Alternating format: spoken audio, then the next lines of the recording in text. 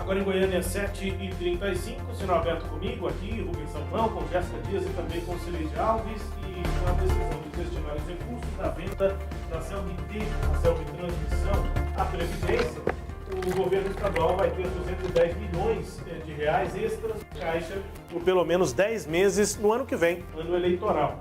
Trata-se do valor que é repassado mensalmente pelo Tesouro a Goiásprev para cobrir o déficit do setor. A CELG-T foi arrematada pela pequena central hidrelétrica, do grupo português EDP, em leilão na última semana por um valor de 1.977 bilhões de reais. Mas o valor vai chegar a quase 2 bilhões e 100 milhões por conta da correção inflacionária do prazo de publicação do edital até o leilão. E aí, para falar sobre a situação da Previdência aqui do estado de Goiás, sobre a Goiásprev, o impacto desse recurso, a gente conversa a partir de agora com a advogada especialista em direito previdenciário, Marli Marçal. Doutora Marli, obrigado pelo contato com a gente aqui na Sagres. Bom dia. Bom dia, Rubens. Bom dia, Cileide. Bom dia a todos que estão nos ouvindo. É um prazer estar com vocês novamente.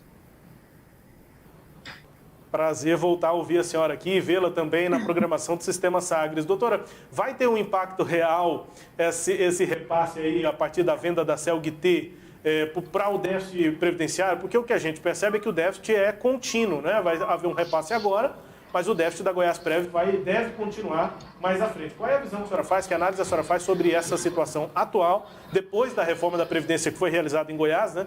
Sobre a Goiásprev? Bom, Rubens, é bem interessante o governo destinar esse valor todo da venda da CELG-T para o Fundo de Previdência do Estado. Primeiro porque a gente já começa a ver os efeitos disso. O governo já informou que enviou para a Lego um projeto de lei que retira as contribuições previdenciárias, aquela alíquota de 14,25%, que foi imposta aos ativos e os inativos que recebem acima de um salário mínimo. Então, ele já disse que já enviaria para a Lego um projeto de lei que retiraria essa alíquota. Essa alíquota ela foi imposta porque o regime de previdência do Estado tinha déficit. Na época da reforma da Previdência, o déficit era de quase 3 bilhões. Então, hoje já o déficit é menor, né, segundo os dados da própria Goiásprev. Então, com isso... os efeitos desse dinheiro entrando no caixa da Goiásprev já vem de efeito contínuo agora, já com a retirada dessa alíquota de 14,25% dos servidores ativos e inativos que recebem até R$3 mil. Então, essa já é a proposta inicial do governo. Mas eu vejo mais além, Rubens, né? Na própria emenda constitucional 103, a federal, e que ela veio quase que na íntegra para o regime de previdência estadual, tem a previsão também de uma alíquota complementar caso ainda houvesse déficit no fundo de previdência. Então, a gente sabe que todos os regimes próprios de previdência, com exceção de pouquíssimos nos estados brasileiros, têm déficit. Até porque a gente tem as fontes de custeio, né, o que custeia as previdências, as pensões e as aposentadorias dos servidores, a fonte de custeio ela é escassa, né? Ela vem apenas do Estado e apenas do servidor. Então, precisa custear essas aposentadorias. Nós estamos envelhecendo, né? A população brasileira está envelhecendo. Então, está sendo cada vez mais acionado os fundos de previdência. Então, o déficit ele tende a ser mantido, mesmo com essa quantia voluptuosa que vai ser colocada, o déficit ainda precisa ser mantido. Mas os efeitos, pelo menos a curto prazo, eles serão sentidos. A advogada especialista em direito previdenciário Marli Marçal conosco. Cileide Alves. Bom dia, Marli. Obrigada pela presença aqui no nosso programa. Bom, quando foi feita a reforma, o governo dizia que era cerca de 3 bilhões anuais de déficit. Agora, a Goiásprev informa que são 210 milhões por mês, o que totaliza 2 bilhões e 520 mil por ano. Parece ainda muito alto esse déficit. E aí, a minha dúvida, e eu quero voltar na questão que o Rubens traz, é qual que é a vantagem de se aplicar de uma vez só esses 2 bilhões no déficit da Previdência, se esse déficit se repete anualmente. Porque quando se fala em pegar um recurso de um patrimônio, como é o caso da CELG-T, imagina-se você solucionar um problema em definitivo. Né? Isso não vai acontecer. O que o governo conseguirá é antecipar o pagamento aí de cerca de 10 parcelas, né, desse déficit que é mensal. Então, assim, qual é a vantagem de você pagar, colocar dinheiro num lugar que continuará sangrando e muito? Bom, a vantagem disso, Legia, porque o governo ele vai antecipar essas parcelas, ele vai colocar, porque o Tesouro tem adiantado esse dinheiro, tem déficit, o Tesouro Estadual tem adiantado esse déficit para a Goiásprev. Então, a Goiásprev tem retirado o dinheiro do Tesouro Estadual, certo? Então, com base nisso, o que eu imagino que o Caiado tenha pensado? Eu vou colocar todo esse dinheiro, porque esse dinheiro ele será antecipado, essas parcelas, essas 10 parcelas, vou antecipar. O Fundo de Previdência, o regime geral, a Goiásprev, ele tem autorização governamental por lei federal e também por lei estadual para aplicar esse dinheiro. Então, ele pega esse dinheiro, ele não vai ser só 2,4 bilhões. Ele vai ser transformado num valor maior, porque o próprio Estado vai aplicar esse dinheiro que vai entrar. Então, esse dinheiro, ele tende a render. Então, não é só a aplicação dos 2,4 para poder pagar a dívida. É o pagamento, a antecipação das parcelas, mais a autorização para que haja a aplicação desse dinheiro nos fundos de investimento. Então, esse dinheiro ele pode render e quem sabe, dependendo aí, nós estamos trabalhando em juros altos, né? Que esse dinheiro ele se multiplique, que ele não seja apenas 2,4 bilhões, ele possa render, porque a Previdência ela pode aplicar, o Fundo de Previdência ela pode aplicar esses recursos no fundo de investimento, coisa que o Tesouro não faz. Bom, existe uma lei, né, a Lei 20.762 de 2020, que é uma lei estadual que autorizou a venda da CELG-T. Essa lei estabelece que os recursos de venda da empresa têm que ser aplicados de acordo com o que define uma outra lei, que é uma lei federal, a Lei 159, e que essa lei federal diz que os recursos de venda de empresas estatais de energia e saneamento têm que ser aplicado na dívida, no pagamento da dívida do Estado. Existe lei que estabelece que esses recursos também podem ser usados na Previdência? Não existe lei que fala como a dívida é do Estado, então a própria Lei 159 já faz essa autorização. Ela não precisa de uma lei específica, uma lei especial, para que autorize que esse fundo, que esse dinheiro, ele seja usado para pagamento do fundo de previdência ou do regime de previdência. Ele não precisa de uma lei, é uma dívida que o Estado tem, então ela pode, com uma lei geral, a 159, por exemplo, que a autoriza a pagar as dívidas do Estado. A Goiásprev, o Fundo de Previdência do Estado, é uma dívida do Estado. Embora tenha, a gente fala de orçamentos diferenciados, mas assim, na hora que você coloca numa panela ali, a dívida é do Estado. Quando foi feita a reforma, se falava em redução desse déficit. Você tem acompanhado? Está havendo redução? A previsão era de que nós teríamos em 10 anos uma redução aí, anual, nós teríamos uma redução de 400 milhões, né? Que era o que falava, que na época o déficit era de 3 milhões, nós hoje temos um déficit de 2,4 milhões, né? Então, a gente acha, desculpa, não é milhões, é bilhões, nós estamos falando em bilhões, tá? Então, eu já percebi, porque já incluiu-se a alíquota de 14,25 para todos os servidores, né, ativos e inativos, automaticamente após a reforma estadual, já foi colocado essa alíquota. Então, reduziu-se com essa aplicação da alíquota de 14,25, 600 milhões. É o que se imagina pelo que se foi apresentado pelo Goiásprev na época da reforma da Previdência estadual, que nós tínhamos um déficit de 3 bilhões, então agora nós temos um de 2,4. Então, assim, estima-se que houve essa redução de pelo menos 600 milhões.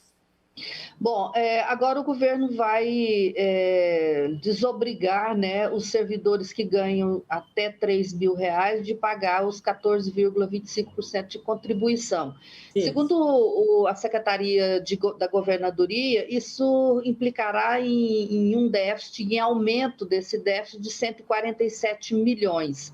É uma decisão acertada essa do governo, na sua opinião?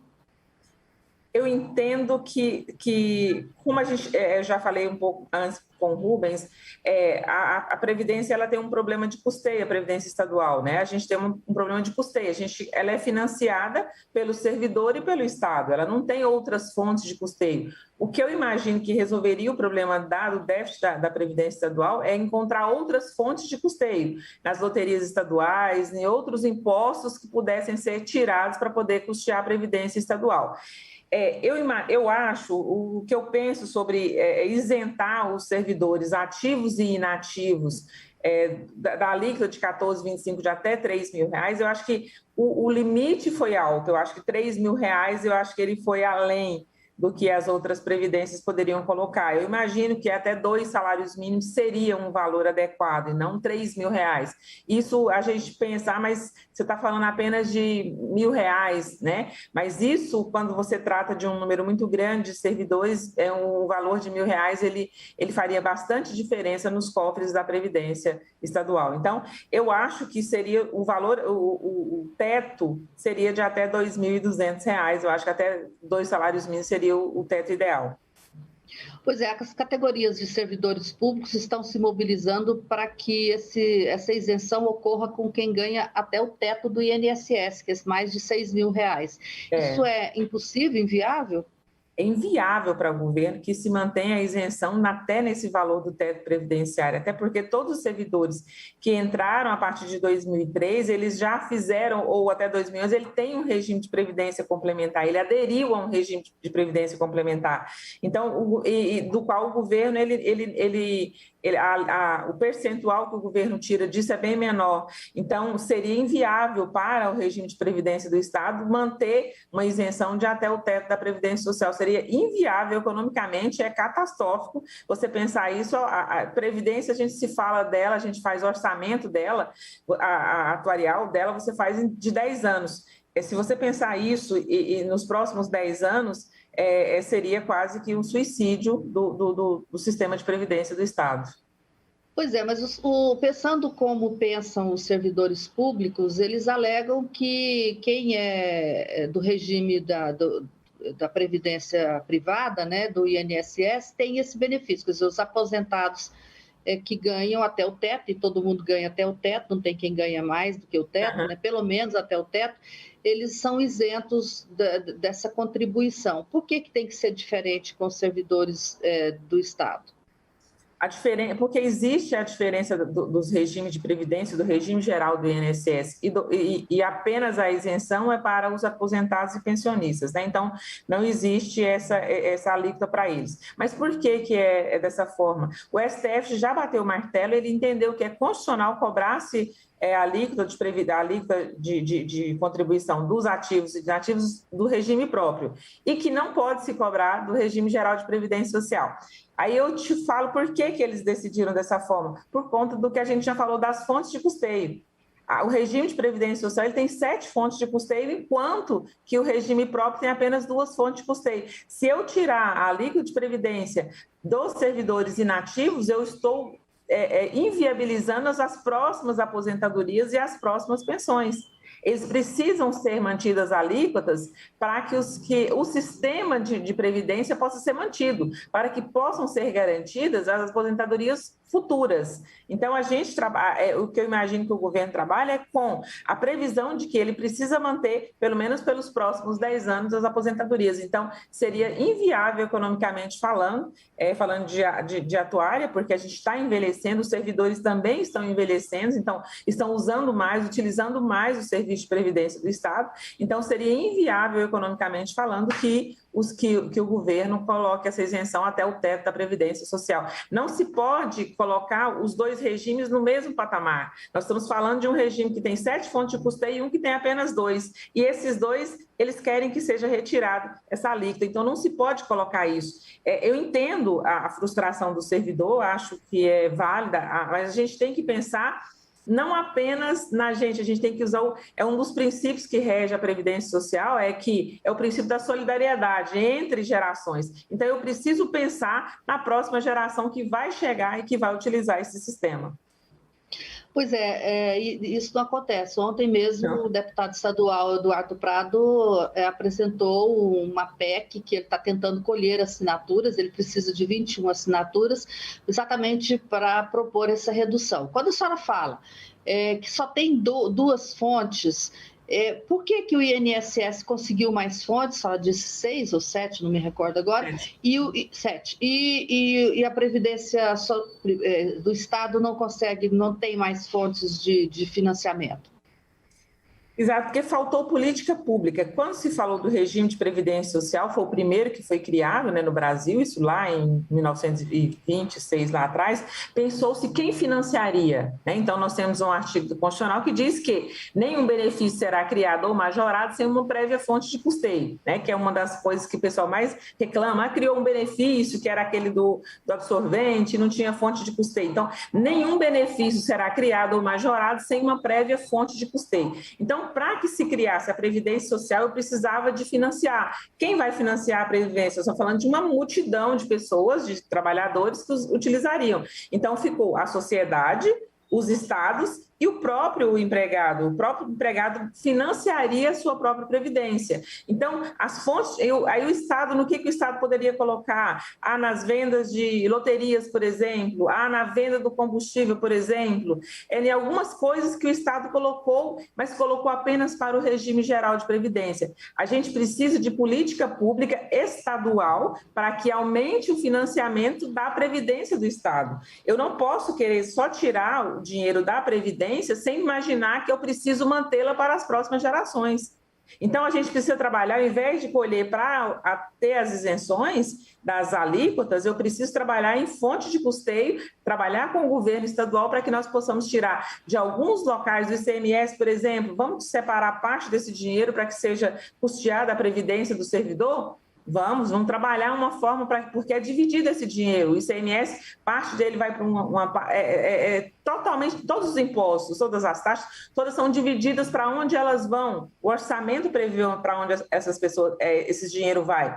Então, vamos tirar parte desse dinheiro, um percentual pequeno, porque a quantidade de valor, quando eu digo de quantidade, eu falo em valor, desse financiamento, às vezes para uma pessoa é pequeno, para o Estado é um valor pequeno, mas isso para cada servidor vai fazer uma diferença muito grande.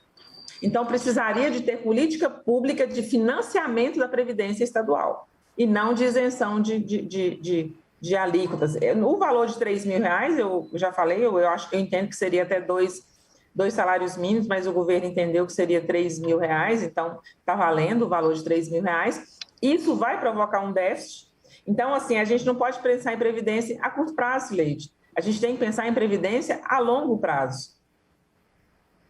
Bom, quando a senhora fala em buscar outras fontes e cita hipoteticamente um recurso de ICMS, eu percebo que as outras fontes são sempre o Estado, né? Mesmo que indiretamente, porque se tirar o ICMS, você vai tirar do cofre do Estado. Quer dizer, não tem outra forma, vai ser sempre o Estado. Sempre o Estado, mas eu posso, por exemplo, diminuir os recursos, por exemplo, da assistência que é dada para o cidadão, eu posso diminuir recursos dessas assistências que são dadas para que eu possa custear a previdência do Estado. Eu posso dividir, por exemplo, eu vou dar assistência, vou criar uma bolsa que foi criada aí agora para as mães que trabalham, tem filhos. Tem filhos, até 6 anos. Até 6 anos. Criou-se essa bolsa. Ao invés de criar essa bolsa, primeiro, essa é a minha maneira de pensar, tá, Cileide? É a minha opinião. Eu penso que a gente precisa de emprego. Essas mães, elas precisam de lugar para deixar os filhos, elas precisam de emprego. Elas não precisam de bolsa. Então, ao invés de eu criar essa bolsa, eu posso tirar parte desse dinheiro que foi para assistência e eu posso, sim, colocá-lo como fonte de custeio da Previdência do servidor. Nós sempre vamos estar, se a gente não criar outras fontes de custeio, se a gente não criar políticas públicas para o Estado, para que ele aumente a fonte de custeio da Previdência, nós vamos sempre estar discutindo o déficit da Previdência. Sempre. Isso aqui vai ser um assunto recorrente. Então, tira da assistência e coloca na Previdência. Bom, complexo. Rubens. É isso, doutora. Obrigado pelo contato com a gente aqui. E doutora Marli, eu queria só fazer uma outra pergunta que é relacionada ao INSS, à vida dos aposentados, porque avançou, né, a proposta que prevê a concessão em dobro do abono anual, que está sendo chamado de 14º salário para os segurados do INSS. Qual é a avaliação sobre isso e que a senhora também explicasse, né? Porque é provável que essa matéria passe, que passe a existir, portanto, esse 14º salário para os aposentados do INSS. Do que é que se trata e a avaliação que a senhora faz sobre essa proposta que está lá no Congresso? A previsão desse dinheiro, desse pagamento, desse benefício, Rubens, ele veio com aquilo que eu e a Cileide estavam falando, a gente não tem fonte de custeio para esse dinheiro. A Previdência também, do regime geral, ela apresenta déficit. Nós não estamos com a Previdência Social, ainda mais depois se falando de quase 2 anos de pandemia. Foi a área do governo mais utilizada, mais sangrada agora na época da pandemia, que foi saúde, assistência e previdência.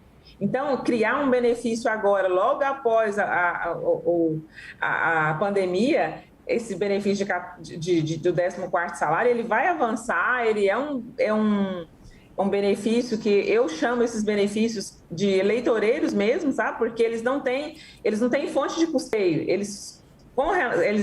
Com certeza ele vai sofrer veto do presidente e isso vai se transformar numa política, né? Numa briga política que não é uma política pública que vem beneficiar o cidadão. Mas vai avançar sim, eu acredito que inclusive ele vai passar esse benefício, mas ele não vai permanecer porque ele não tem fonte de custeio, que é a mesma coisa que eu falei com ela sobre aquela questão do absorvente, né? Não tem fonte de custeio, você não pode criar majorá sem uma fonte de custeio. Nós não temos essa previsão na legislação nem federal, nem estadual, nós não temos nenhuma previsão disso, de um 14º salário. E você vê que isso vai ocorrer um efeito cascata. Se eu vou dar um benefício nesse porte para o trabalhador brasileiro, e nós estamos falando de um número expressivo de pessoas que vivem do INSS, tá? Nós estamos falando de um número muito pequeno, ainda mais pós-pandemia, foi bastante utilizado o regime de previdência geral. Então, o impacto disso financeiro é muito alto mesmo para o governo, e eu entendo que o governo federal ele vai vetar esse projeto. Se ele passar, ele vai ser vetado pelo presidente, porque ele não tem fonte de custeio, não tem de onde tirar esse dinheiro para que se pague esse valor, porque a Previdência também, do regime geral, apresenta também déficit.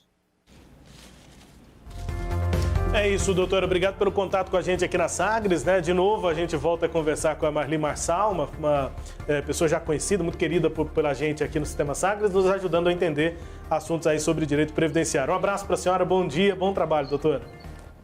Obrigada, eu que sempre agradeço. É sempre bom estar com vocês e um grande abraço.